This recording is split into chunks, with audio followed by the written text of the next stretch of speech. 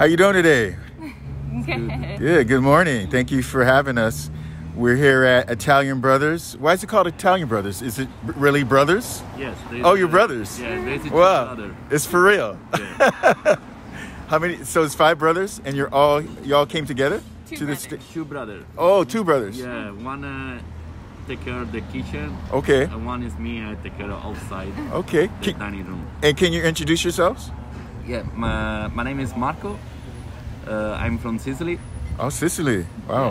Yeah, and I am 28 and come here USA 5 years ago. Oh, wow. Wow, you got busy, didn't you? And can you tell me your name, please? My name is Maya. Maya? I'm his wife. Okay. And I'm going to ask questions about that a little bit later. But let's start. The June 5th Black Lives Matter March ended with everyone taking a knee and raising their fist. I noticed that your employees were handing out water. I had to find out why your business establishment was supporting this march in a town where the population of Los Gatos is 81% white. I wanted to ask why Black Lives mattered to you. Then I met your wife, and it all started to make sense. Are you part African American? Okay. Yes. I'm half African American, half Irish. Half Irish. That kind of makes sense too. And you grew up in Los Gatos? I grew up in San Jose. Okay. And what high school did you go to? I went to Lincoln High School. Oh yeah, that's been around forever. My mom was married to a Sicilian, and my sister's half Sicilian. So that makes for an interesting household around the dinner table. How did you two meet, and how long have you been together? We met at his bakery in San Jose, Oh. where they first started. It's on San Carlos and Meridian. Uh-huh. And so I used to live like 5-minute walk away from there.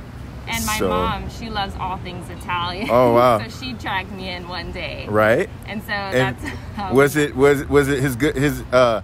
the fact that he was good looking that made you keep coming back, or was it both the pastries and him, or well, or just the pastries, or a guy that he could cook? A guy could cook. Wow, a guy can bake. yes, okay. All the above, right? Yeah. Okay. Do you have children together? No. yes. Oh, you are planning. How many? Well, wow, Italian. You're looking at 8 or 9, right? Wow, that's great. That's great. So whose brainchild was it to start the restaurant? It was his Yeah. idea. Okay. My idea and my brother idea. And then, but you guys were already in a relationship before the restaurant, right? Yeah, we are coming up on our 1-year wedding anniversary What? in a couple weeks. Wow.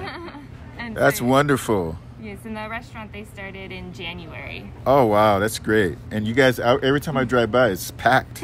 I mean, this is really popular.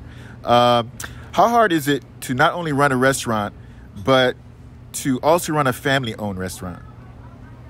Yeah, it's here by yourself. It's not easy, but when you have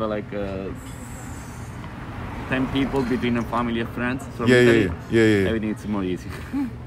Since your wife is also working here, are women always right? Yes. I tell him constantly. Yeah. He tries to correct me on something, and then I tell him I was going to do this way, and then it's correct. Oh, that's funny. Tell us a little bit about the type of food you serve here at your and your clientele. What type of clientele frequents your restaurant? The food is mostly the dish is Sicilian. Oh, We have wow, some that's- dish also yeah. from North Italy because Uh-huh. people like it, like carbonara is from Rome. But mostly our specialty is seafood. wow! We- I love Sicily- seafood. yeah, in I got to Sicily- bring my friends in here. Yeah, we do a lot of seafood. That's what Well, Our specialty. how many people can sit inside? inside it's between a patio table and the dining room. It's a 70 people. Wow, it looks, you can't tell from back here. Oh, Yeah. you can't really tell. It looks small from the front. With the COVID, maybe a little bit less. No? Yeah, right. And how is that going with the COVID? Are people starting to come back? No, they start to come back. Our business come back almost 85%, we can say. Right. So it's really good. And you don't really have any competition, right? When it comes to what you type of Sicilian. No, in this town I don't see any. Not really, right? That's good. That's good for you. Now going back to the march, you are of Italian descent, correct? And then what town did you say you were from? I'm from Palermo. Palermo. Yeah, it's That's part of famous, Sicily. isn't it? Yeah, it's a capital Sicily. Wow. What was that like growing up there?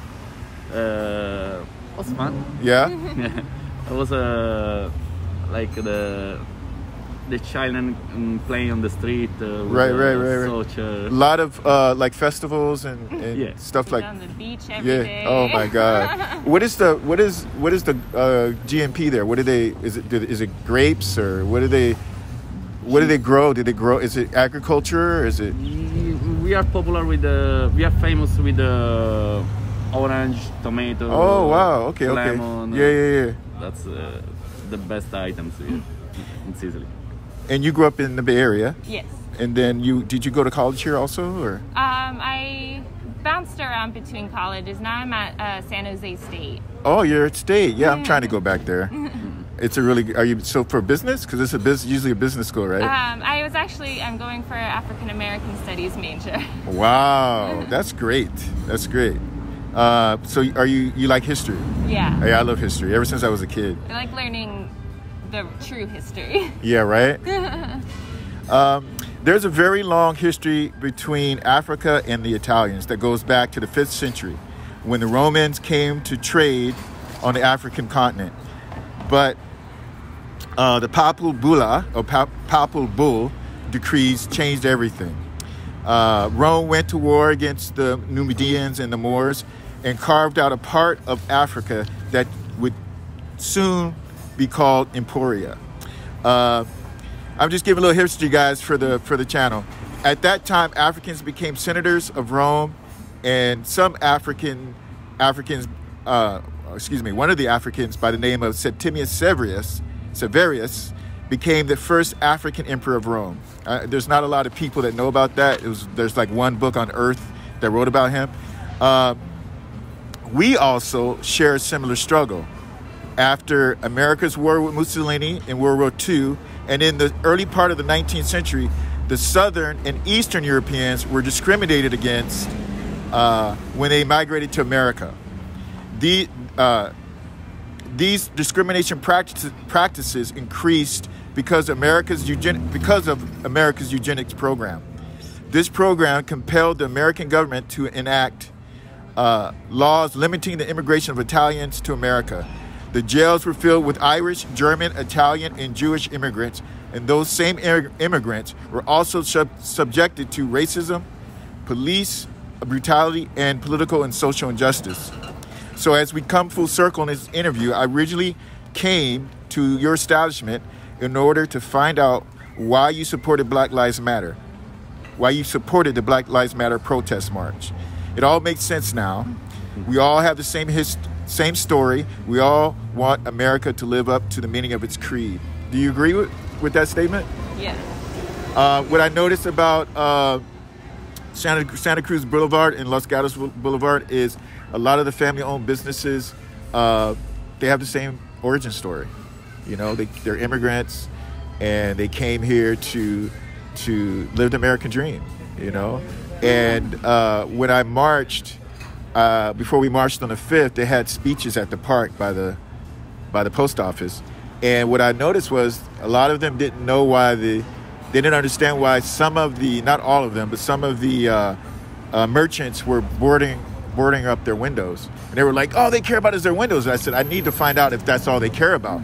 Because what I do is I try to create bridges of communication.